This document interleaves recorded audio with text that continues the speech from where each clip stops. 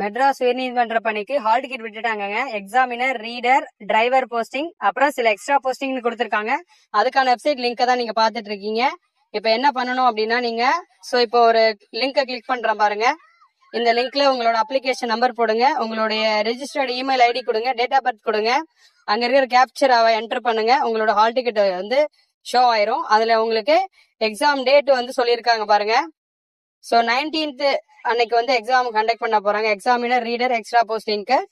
இத வந்து ஒரு ஞாபகமா வச்சுக்கீங்க.